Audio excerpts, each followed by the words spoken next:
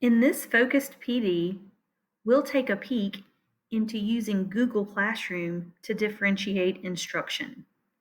You can use Google Classroom to assign things to specific students or to groups of students without giving the assignment to everyone.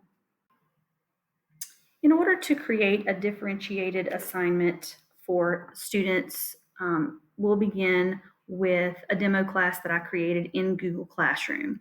We are working under the Classwork tab, and we'll get started by clicking the Create button. Now, we could choose multiple methods of creating this particular thing. I'm just going to call it an assignment for simplicity's sake. Now, we'll give it a title. We'll say multiplication practice.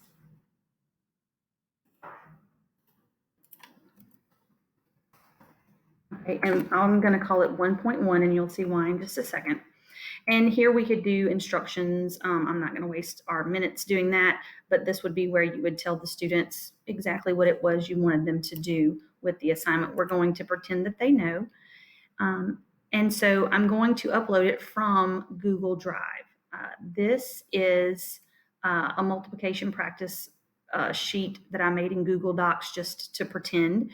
Notice that this one says Unit 1 Multiplication Practice 1.1, and so does this one.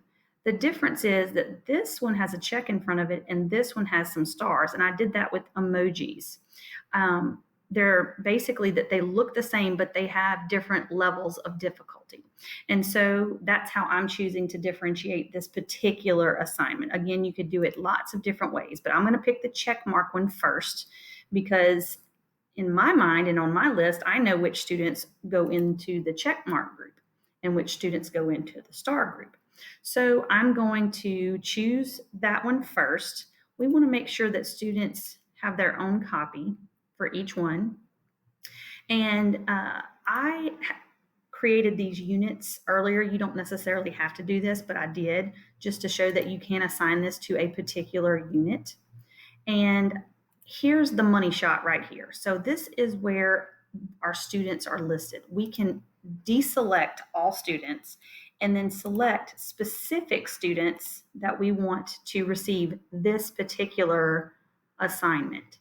So once I've selected the students, I will click Assign, and it's assigning them. And in just a second, whenever all of that is processed, we'll see where that shows up. So Unit 1, Unit 2 doesn't have anything in it yet. Unit 1 is our topic, and this is where multiplication practice 1.1 showed up. Now notice only 3 students have been assigned that because that's what I just did. But I want to make sure that the other 2 students have something as well. So we'll go back to Create, and we kind of go through those same motions again.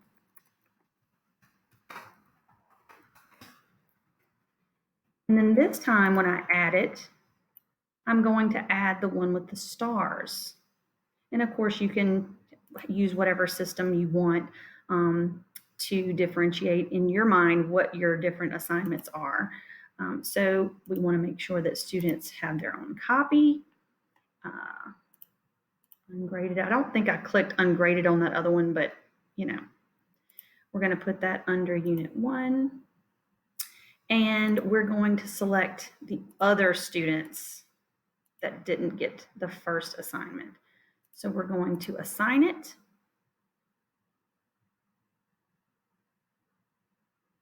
And as soon as that's done, it's going to show up.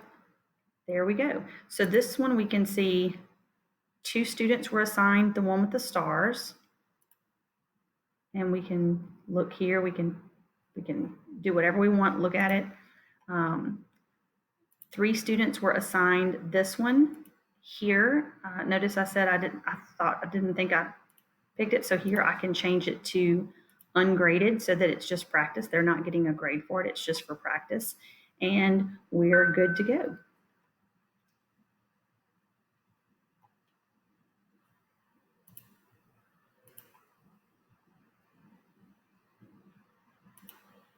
So this is what it would look like on our stream. 3 students, 2 students. This is what I see. This isn't what they see. they would just see what would come to their stream. But this lets me know that I've covered everyone. And if I want to go back to classwork and do any kind of editing or changing or anything like that, I can do that from here. Show you too, this Unit 1 interview, this was one that I sent to everyone because I wanted to know what they already knew about multiplication. I might have used this particular survey to determine how these groups were formed.